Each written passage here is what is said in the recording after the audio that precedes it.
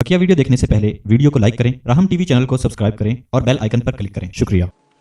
यही वजह है कि जब रसूलुल्लाह सल्लल्लाहु अलैहि वसल्लम ने दावा नबूवत किया मक्का के अंदर, तो लोग हैरान हुए कि अच्छा ये नबी है यार, नबी तो मालदार होना चाहिए, सरदार होना चाहिए, इसको नबी बनाया अल्लाह ने। ये तो अब्दुल्ला का दुर्रे यतीम है, माल भी ऐसा नहीं, मनसब भी ऐसा नहीं, इसको नबी बना दिया। बड़े बड़े यहाँ पर जो सरदार मौजूद थे, अल्लाह ने उनमें किसी को क्यों नहीं बनाया? क्योंकि इंसानी ज़हन तो ये सोचता है ना, किसी गरीब के बच्चों को किसी मुकाम पे पहुंचा दें तो लोग ये कहते हैं यार ये गरीब के बच्चे में कौन सी खूबी है भाई, इसको जनाब प्रेसिडेंट बना दिया है, और बाकी देखो बड़े बड़े लोग मौजूद थे यार, इसको क्यों नहीं बनाया, सोचते हैं। तो लोगों की ये हैरानी हुई कि यार इनको नबी बना दिया। अब मुशरिकीन मक्का आप पर एतराज़ करने लगे, समझ में ना आया कि इनको कैसे डिनाई करें, इनकी कुरान की इनकी बात का जवाब कैसे दें। तो किससे रब्ता किया? यहूदियों से रब्ता किया। मदीने में यहूदी थे, यहूदी वहाँ के बड़े अल्लामे बने हुए थे, और ये जालिम मदीने के अंदर फ़लस्तीन से मदीने में आकर आबाद ही इसलिए हुए थे कि आखिरी नबी आने वाला है, लिहाजा यहाँ आखिरी नबी आएगा तो हम सबसे पहले उस पर ईमान ले आएंगे और उसके जरिए से फिर सब पर फतह हो जाएगी हमें। कुरान में खुद कहते थे कि हम यहाँ आए इसलिए हैं कि वो आखिरी नबी आएगा हमें, तो जब आएगा आखिर और यहाँ यसरब में आना यानी मदीने में आना है, हम सबसे पहले उस पर ईमान ला के फिर ये पूरे जज़ीरे अरब पर हमारी हुकूमत होगी, इसलिए हम आए थे। और जब रसूलुल्लाह सल्लल्लाहु अलैहि वसल्लम आए, अब आपकी हज़मत आपकी शान उससे जेलस हो गए, हसद में पड़ गए, यार हमारी शुद्राहट, हमारी यहाँ पे हमें लोग पेशवा मुक्तदा समझते हैं, अब मोहम्मद सल्लल्लाहु अलैहि वसल्लम को लोग इज्जत देने लग गए, जेलस हो गए, हसद करने लगे, बोझ रखने लगे।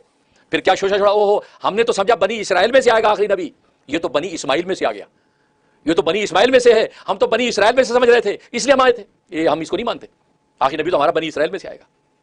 लिहाजा आप पूरी तारीख से वाकिफ है किस तरीके से मदीने में उन्होंने चालबाजी या साजिशें की। अब मक्का में जब ये दावा नबूवत हुआ तो मुशरिकीन मक्का ने जब उनसे रब्ता किया, यार हमें बताओ, क्योंकि मजहबी मामले में वो उनसे रब्ते किया करते थे, आप बताओ हमें गाइड करो। आज की दुनिया में भी, आज की क्रिश्चियनिटी भी यहूदियों से रब्ता करती है, तभी इनका दिमाग खराब हुआ है आज, क्योंकि मजहबी मामलों में इन्हीं से पूछते हैं। और खासतौर पर इस सुहूनी यहूदियों ने पूरा जो है काबू कर रखा है पूरी ये ईसाइयत की दुनिया को, मजहबी मामलों में उनके पेशवा बने हुए हैं, उनसे इंस्ट्रक्शन लेते, वो जो कह देते हैं आमन्ना व सद्दक़ना कि हाँ यही होगा, जैसे आज हो रहा है आपके सामने। उस वक्त यही इनकी हालत थी। अब मुशरिक मक्का जब रब्ता किया तो यहूदियों ने कहा अच्छा बात सुनो, तो अपने कुछ दो चार समझदार नौजवान हमारे पास भेजो, हम उनको गाइड करके भेजते हैं। अब वो नौजवान भेज दिए।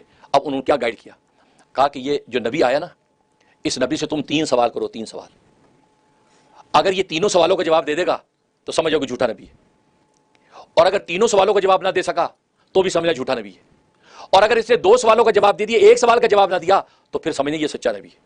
देखो कैसी कसौटी समझा दी। क्या सवाल? पहला सवाल यह करना कि असहाबे काफ का किस्सा क्या है, असहाबे काफ कौन है। ये आज की तरह तो नहीं था, गूगल में आपने क्लिक किया और गूगल में सारी असहाबे काफ आ गए, उस जमाने में तो पता ही नहीं होता था, पड़ोस वाली बस्ती का पता नहीं वहां क्या हो रहा है। अब असहाबे काफ तो हजारों साल पहले गुजरे हैं, वो क्या पता होगा अरब की दुनिया में। कहा यह सवाल कर, असहाबे काफ का किस्सा क्या है, कौन है, एक सवाल।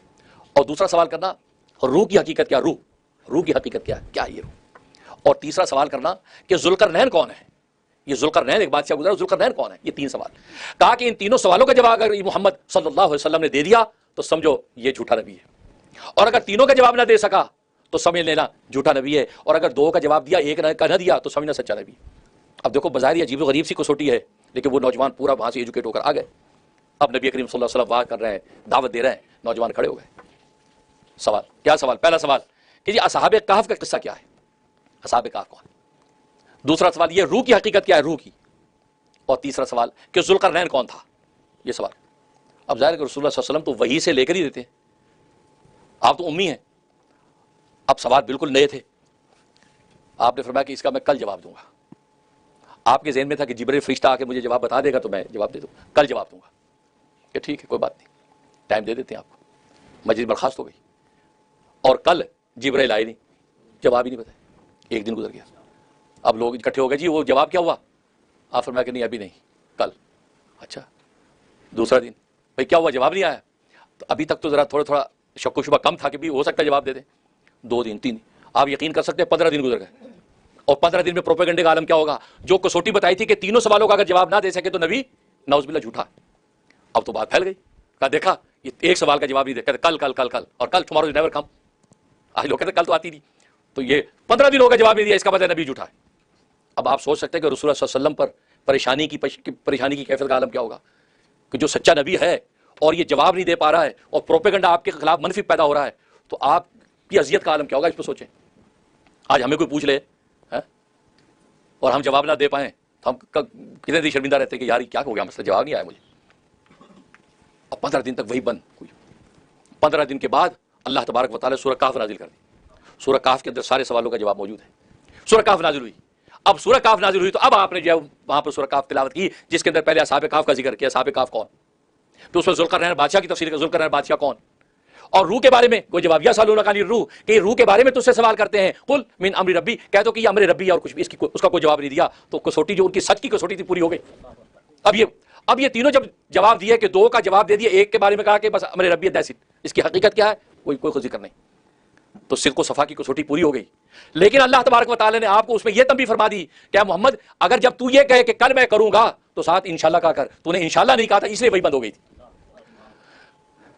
کہ اگر تیرا ارادہ ہو کہ میں یہ کہ میں کل یہ کام کروں گا تو انشاءاللہ بولنا تھا, اور تو نے چونکہ انشاءاللہ نہیں بولا, اس وجہ سے وہی بند ہو گئی. وہ کہ نبی کی تربیت ہو رہی ہے, آپ کو تنبیہ کر دی کہ تیرا مقام تو یہ ہے کہ ہر وقت حضوری کے مقام میں ہے. تیرے ہر کلام میں اللہ کا نام پہلے ہو, اللہ کی مشیت ارادے کا ذکر پہلے ہو.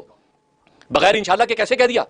اور مقصد کیا تھا؟ ادھر یہ پروپیگنڈا ہونے کے نتیجے میں آپ کو پتا ہے نیگیٹو بار بار ہو تو پازیٹیو ہو جاتا ہے. یہ تو سائنس کا بھی اصول ہے, نیگیٹو نتیجہ پازیٹیو. تو یہ نیگیٹیوٹی اتنی بڑی 15 دن کے اندر اتنی بڑی کہ جناب وہ کیا ہوا, اب جیسے جواب دیا تو بچے کے کان تک چونکہ یہ نیگیٹیوٹی پہنچ چکی تھی, جب جواب دے دیا تو وہ ایک دم پازیٹیو بن کے آیا, اور اللہ تبارک و تعالیٰ نے قسمت والوں کو ایمان نصیب فرما دیا. اور آج بھی دیکھو اسلام کے بارے میں کتنی نیگیٹیوٹی پھیلتی ہے, اور پچھلے وقتوں میں کتنی پھیلتی رہی.